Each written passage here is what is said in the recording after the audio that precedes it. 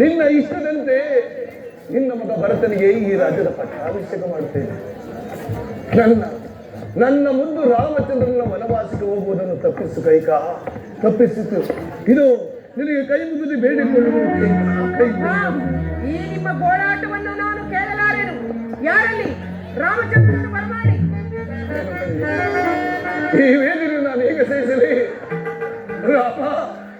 ರಾಮಚಂದ್ರ, ರಾಮ ನಮಗೆ ವನವಾಸಕ್ಕೆ ಹೊರಡಲು ದುಡ್ಡೇನು ನೀಡಿದ ರಾಮಚಂದ್ರ, ನಿನಗೆ ವನವಾಸದ ಅನುಗ್ರಹ ರಾಮಚಂದ್ರ. ರಾಮ ಕೈಕ ನೋಡು ನೋಡು, ನನ್ನ ಮುಂದೆ ರಾಮಚಂದ್ರನ ಮಗುವನ್ನು ಒಂದು ಸಾರಿ ನೋಡು ಕೈಕ. ನನ್ನ ರಾಮನ ಮಗುವನ್ನು ನೋಡಿ ಆದರೂ ವನವಾಸಕ್ಕೆ ಹೋಗುವಂತ ಹೇಳಲು ನಿನಗೆ ಬಾಯಾದರೂ ಹೇಗೆ ಬಂದಿದೆ ಕೈಕ? ರಾಜರಿಂದ ಕಪ್ಪ ಕಾಣಿಕೆಯನ್ನು ಕೊಟ್ಟು ನಮಸ್ಕರಿಸಿದ ನನಗೆ ನನ್ನ ರಾಮಚಂದ್ರನ ವನವಾಸ ಹೋಗುವುದನ್ನು ತಪ್ಪಿಸುವ ಇದು ನಿನಗೆ ಕೈ ಹಿಡಿದು ಬೇಡಿಕೊಳ್ಳುತ್ತೇನೆ.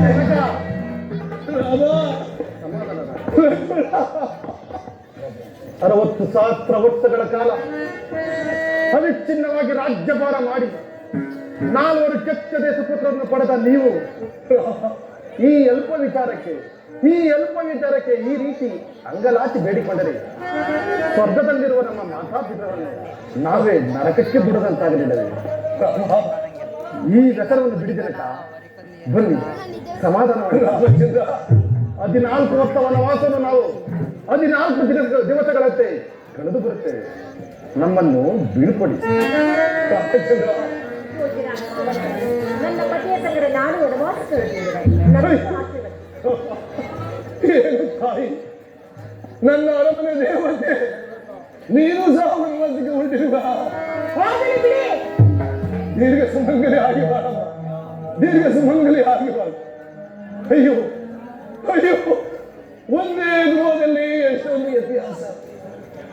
ಒಬ್ಬರು ಸಕಲ ಸಿರಿ ಸಂಪತ್ತನ್ನೇ ತೊರೆದು ಪತಿಯ ಸಂಗಡ ವನವಾಸಕ್ಕೆ ಹೊರಡಲು ಸಿದ್ಧರಾದರು.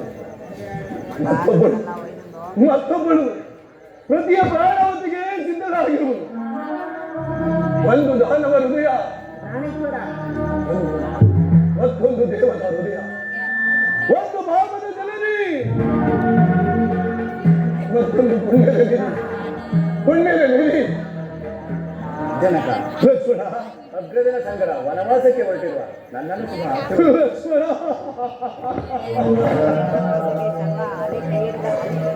ಒಬ್ಬೊಬ್ಬ ತಾಯಿಗೆ ನನ್ನನ್ನು ತರಲು ಹೊರಟಿರುವರ ಮಕ್ಕಳೇ.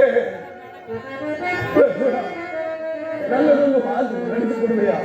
ಏನೆಂಬುದಾಗಿದೆ ಶ್ರೀರಾಮಚಂದ್ರನನ್ನು ನಿನ್ನ ತಂದೆಯನ್ನು ಭಾವಿಸಿ, ಸೀತಾಮಾತೆಯನ್ನು ನಿನ್ನ ತಾಯಿಯನ್ನು ಭಾವಿಸಿ, ಅವರಿಬ್ಬರ ಸೇವೆಯನ್ನು ಮಾಡಿಕೊಂಡು ಅಗ್ರಜನ ಆನಂದವನ್ನು ಪಡೆಯಲ್ಲ, ಅಗ್ರಜನ ಆನಂದವನ್ನು ಪಡೆ. ಸುಮಂತ್ರ, ಸುಮಂತ್ರ, ವನವಾಸಕ್ಕೆ ಹೊರಟಿರುವ ರಾಮಚಂದ್ರ ಹಿಂದೆ ಈ ಅಯೋಧ್ಯೆಯಲ್ಲಿರುವ ಸಿರಿ ಸಂಪತ್ತುಗಳೆಲ್ಲ ಹೊರಡಲಿ. ನಿಲ್ಲು ಸುಮಂತ್ರ, ನಿಲ್ಲು. ನಿಲ್ಲು. ಮಹಾರಾಣಿಯರು ಏನು ಆಜ್ಞೆ ಮಾಡುವಂತಿದೆ ಅದನ್ನು ಕೇಳಿಕೊಂಡು ಹೋಗಪ್ಪ.